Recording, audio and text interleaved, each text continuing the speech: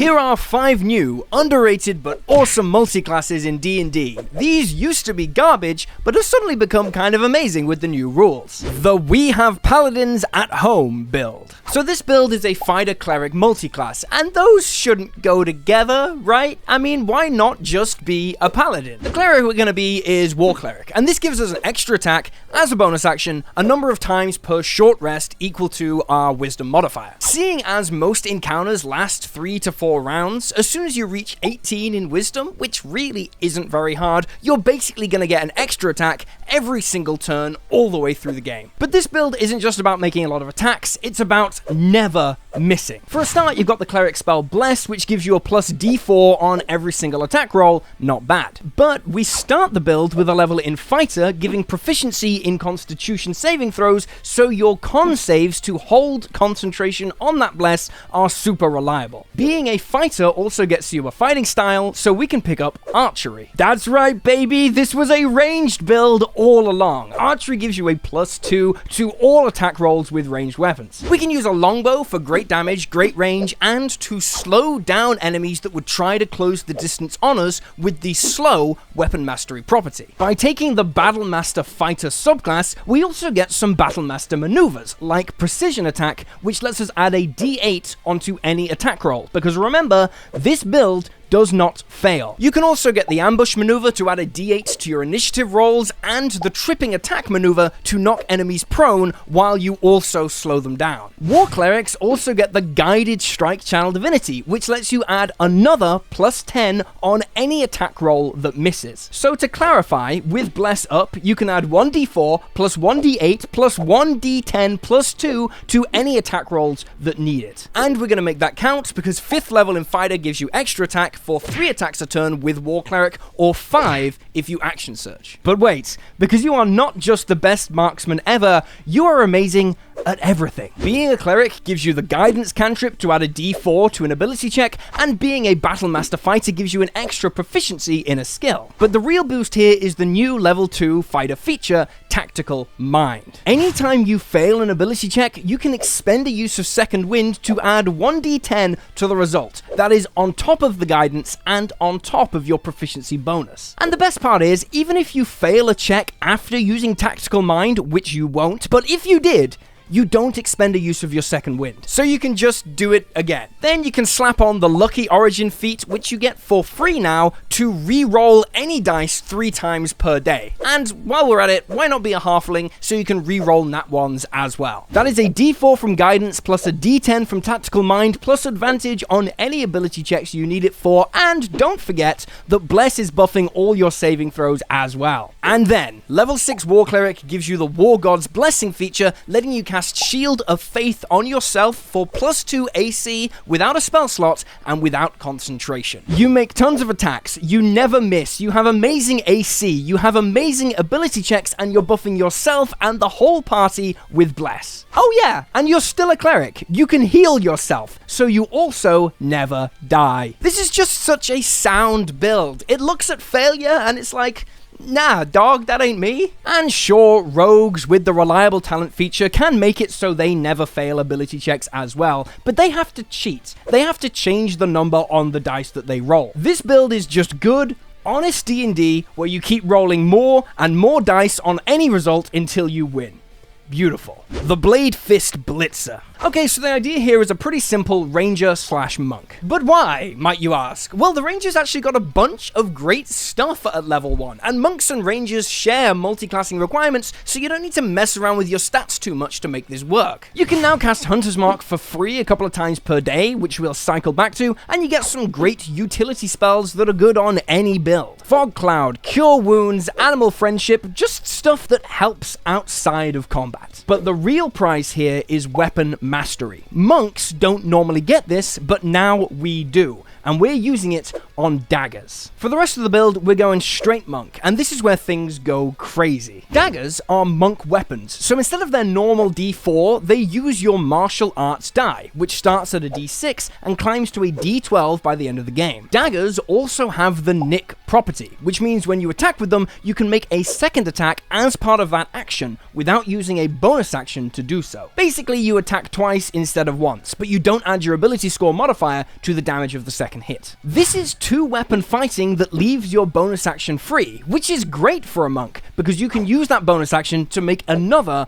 unarmed strike. It's level 2, and we're attacking 3 times a turn. Next level, we're attacking 4 times a turn with Flurry of Blows, and it's only going up. And this is where that Hunter's Mark comes in clutch, because if you can set this up on a target as combat starts, before you get into stabbing range, you can add a d6 onto every single attack you make. As you progress in monk levels, you get extra attack, which gives you an extra attack, and at level 10, when you Flurry of Blows, you make 3 attacks, not 2. Hunter's Mark gets stronger the more attacks you make. It's actually better on this build than it is on a core ranger. At level 11, you're attacking 6 times every turn for 6d10 plus 6d6 plus 25 damage. And that's before we count any magic weapons or feats to boost damage and consistency, like 2-weapon fighting and the new grappler. This can work with any monk subclass, but I like it on the Mercy Monk, letting you poison enemies while you're attacking to give yourself advantage, or take 1 attack off to heal yourself. Basically, you're a whirlwind of knives and fists that can go full-on Super Saiyan anytime you get a chance to drop Hunter's Mark. This is an insane close-range build for huge bursts of damage.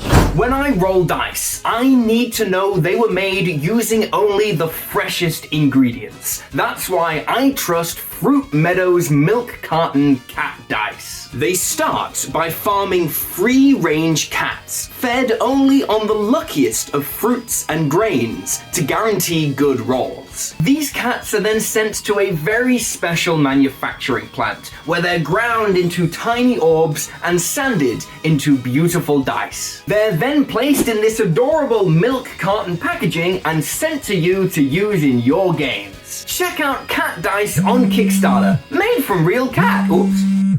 Hello? So they're not made from real cat?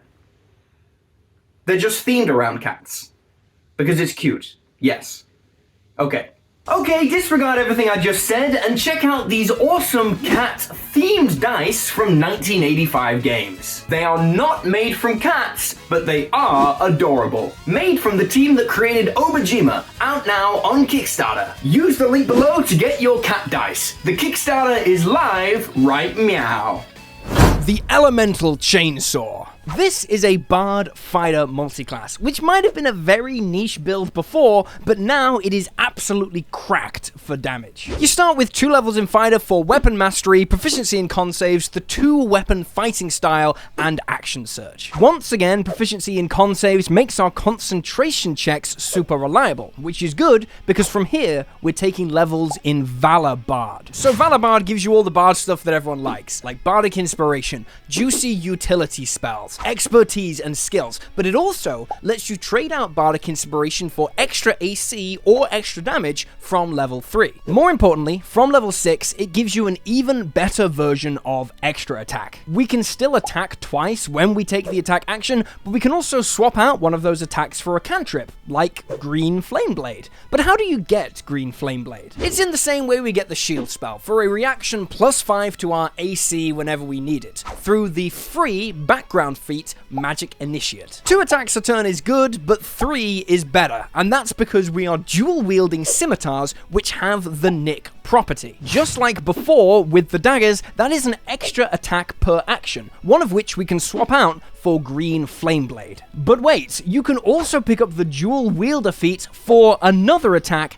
as a bonus action. That is 4 attacks per turn, every turn, one of which is a cantrip. And sure, that's all very nice, but it's still less attacks than the Bladefist Blitzer. So where are we going with this? Well, we're really gunning for that Bard level 10 Magical Secrets ability. That lets us steal a spell from any spell list in the game, and we're picking Conjure Minor Elementals. This spell is insane. What we care about is adding 2d8 damage on every attack we make, plus an additional 2d8 for every level we upcast it. Already, we can cast it at level 5, so let's do that and run the numbers. We're making 4 scimitar attacks, so at this level, that is 4d6 plus 18d8 plus 20 damage. If 2 enemies are standing next to each other, you can throw on an extra 2d8 plus 5 from the green flame blade, and if you action surge, you can toss on another 2d6 plus 8d8 plus 10. If you do all of that upon reaching level 11 in Bard to cast it at 6th level, you are dropping 236 average damage in a turn, and that's before you burn any bardic inspiration to deal extra damage. Oh, and yeah, you're still a Bard, right? You have all the fun of being a dual-wielding fighter charging into battle,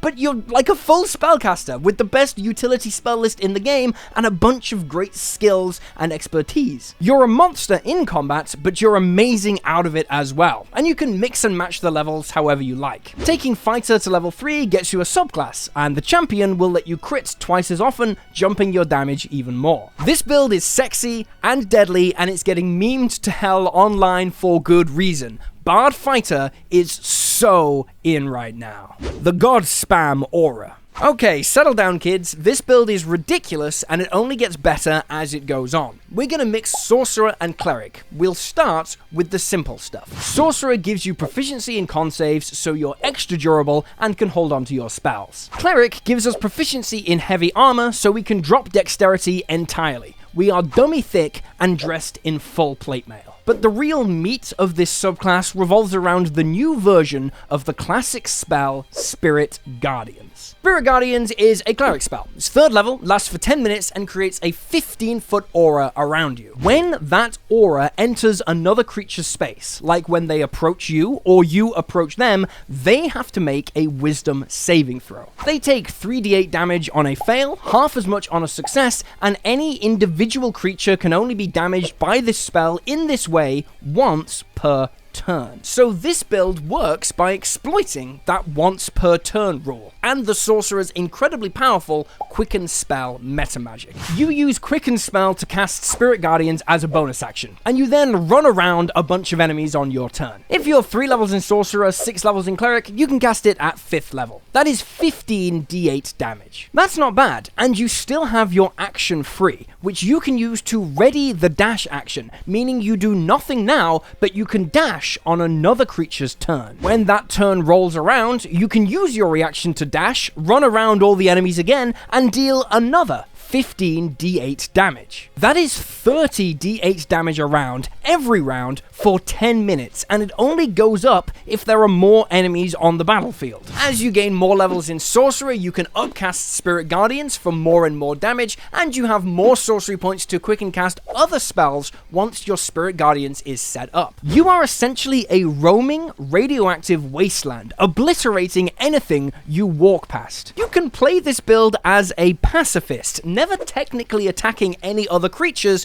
just letting the murderous spirits that surround you kill everything. Or you can go full God of Destruction and use your bonus action each turn to quicken cast Fireball and Lightning Bolt or healing spells once you've set up your Spirit Guardians, using your action every turn to ready that dash. And because you are multiclassing between 2 full spellcasters, you never harm your spell progression, and you have tons of spell slots to burn into more sorcery points for more Quicken Spell meta magic. Okay, this build is kind of complicated, but it is awesome for people who like doing something different in combat. If you like getting really tactical with your positioning and coordinating your turn with other players, this is going to be insane. Is it silly? Yeah. Is it unique and awesome? Yeah. The Portal Paladin. So this is a Warlock Paladin multiclass, and I know what you're thinking. D&D shorts, you've gone insane! Hexblade Paladin was the most famous multiclass in the game. How is this new? Well, that is exactly it. Hexblade Paladin is dead. All thanks to the new Pact of the Blade invocation. Any Warlock can now get Pact of the Blade at 1st level, and it does what the old Hexblade Warlock did, let you attack with Charisma instead of Strength or Dexterity. And with the death of the Hexblade Paladin comes a whole host of Warlock Paladin multiclasses that weren't even considered before, including my favorite, the infuriatingly strong Archfey Warlock Paladin. For a start, Archfey gets some great spells: Sleep, Fairy Fire, and Misty Step. But they can also cast Misty Step for free multiple times per long rest, letting you teleport as a bonus action and get a bonus effect when you do. When you teleport, you can now give yourself temporary hit points so you're extra thick, or you can taunt an enemy so it has disadvantage on all attacks against all creatures other than you. Essentially, you're a teleporting taunting tank, which combos beautifully with Paladin because you have great AC and beefy hit points. Even better, because you're attacking with Charisma, hashtag Pact of the Blade, you can dump Strength. That lets you focus all your stats into Constitution for maximum thickness and Charisma for maximum sex appeal. But wait, it gets better, because our Paladin subclass of choice is Devotion. They get the feature Sacred Weapon, letting you add your Charisma modifier to all your attack rolls. So even with just an 18 in Charisma, which is so easy to get because who cares about your other stats, at level 6, you're rocking a plus 11 to hit on every attack. And you also have the usual Warlock Paladin good stuff, including extra spell slots you can use to smite with, which you regain on a short rest. Yes, Divine Smite is a little worse now. Yes, it does cost your bonus action, but when you're not using your bonus action to teleport, it's still really good. You also get the cantrip Eldritch Blast for a decent ranged option, which every Paladin needs, and you can juice it up with the Agonizing Blast Warlock Invocation for even more damage. You're probably going to want 6 levels in Paladin to give yourself extra attack and the Aura, which buffs all your saving throws by 5,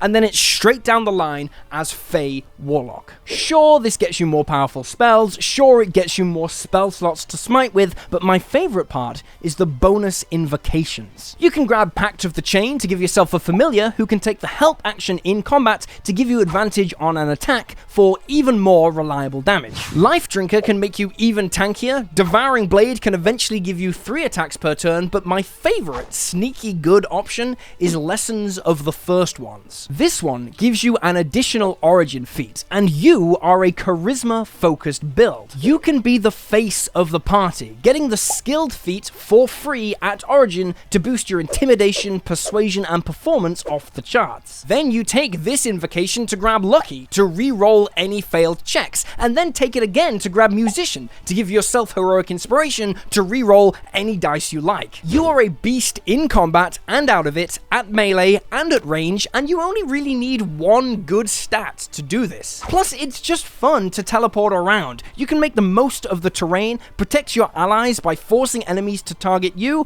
and generally just be a nightmare for enemies to deal with. So yes, the Hexblade Warlock might be dead, but from the ashes have risen a whole legion of new Warlock Paladins, and they are all terrifying. But if you want some free stuff, you can download a free issue of my magazine, which I release every month on Patreon. The link is just here. It's completely free. Download it, check it out, and if you like it, please consider supporting the channel on Patreon. Your support on there makes everything possible in the terrifying world that is fluctuating YouTube ad rates. Download the free issue below, and yeah, that's all I've got. Remember to like and subscribe, and I'll see you next time.